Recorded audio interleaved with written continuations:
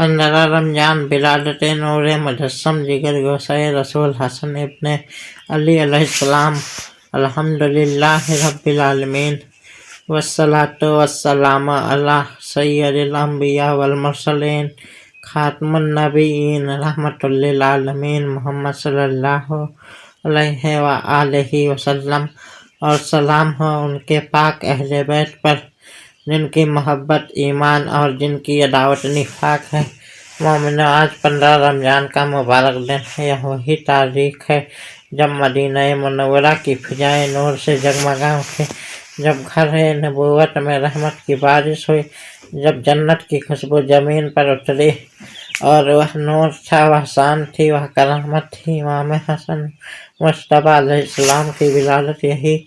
یہ وہی گھر ہے جس میں پہلے ہی سے سید النساء عالم فاطمہ سلام اللہ علیہا کی پاکیزگی اور شیر خدا علیہ السلام کی شجاعت موجود تھی، اور جب اس گھر میں پہلے نواسے کی آمد ہوئی تو خود رسول اکرم صلی اللہ علیہ وسلم تشریف لائے، بچے کو اپنی گود میں لیے، اپنے کان میں اذان و اقامت کہی اور فرمایا اس کا نام حسن ہوگا۔ حسن یعنی خوبصورتی، جمال، حسن، اور واقعی امام حسن علیہ السلام حسن اخلاق، حسن اخلاص، حسن صبر اور حسن عبادت کا جیتا جاگتا نمونہ تھے۔ رسول اللہ صلی اللہ علیہ وسلم کی محبت عزیزان اسلام، یاد کرو وہ منظر جب رسول اللہ صلی اللہ علیہ وسلم ممبر پر خطبہ دے رہے تھے اور چھوٹے حسن ٹھوکر کھا کر گر پڑے۔ آپ صلی اللہ علیہ وسلم ترنت ممبر سے اترے، انہیں اٹھایا، سینے سے لگایا اور فرمایا الحسن والحسین سیدا شباب اہل الجنہ۔ حسن اور حسین جنت کے نوجوانوں کے سردار ہیں۔ ایک اور مقام پر فرمایا اللہم انی احبہ فاحبہ، اے اللہ میں اس سے محبت کرتا ہوں تو بھی اس سے محبت کر۔ تو جسے رسول اللہ صلی اللہ علیہ وسلم خود سے محبت کی دعا دے رہے ہیں، اس کی عظمت کا کیا عالم ہوگا۔ صبر اور صلح کا پیغام۔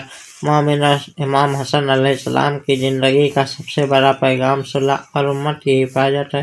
جب حالات ایسے ہو گئے کہ مسلمان آپس میں خون خرابے کی طرف بڑھ رہے تھے، تب آپ نے اپنی ذاتی حکومت کی قربانی دے کر امت کی جان بچائی۔ یہ وہی صلح ہے جو معاویہ کے ساتھ ہوئی۔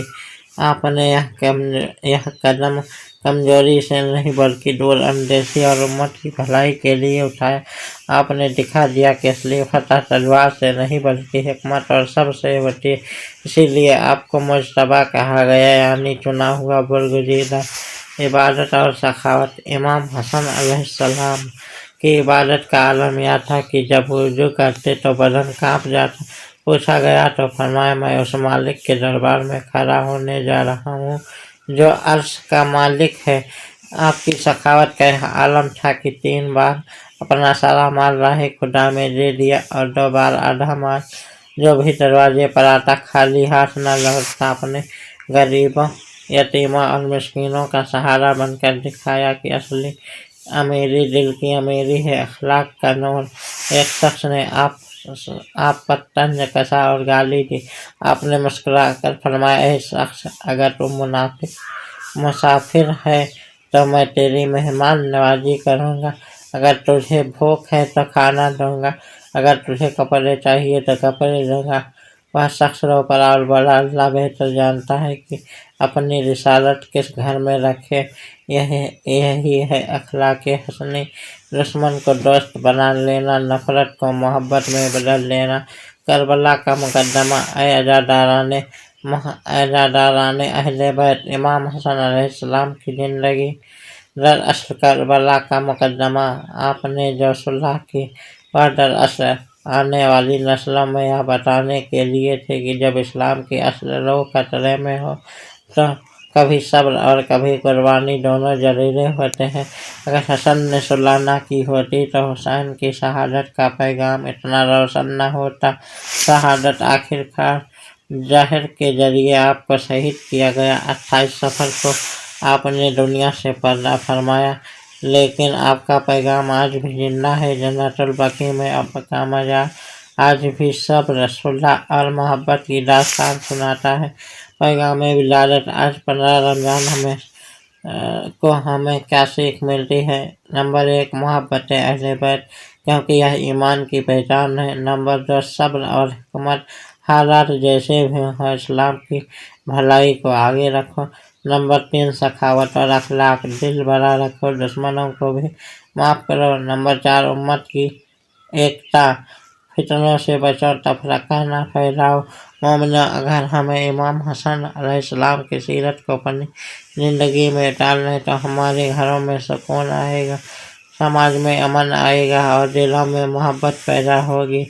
आज के दिन हम अहद करें कि हम नफरत नहीं, मोहब्बत फैलाएंगे, तफरका नहीं, इत्तेहाद पैदा करेंगे और हाल में अहले बैत की सीरत को अपना मसाले राह बनाएंगे।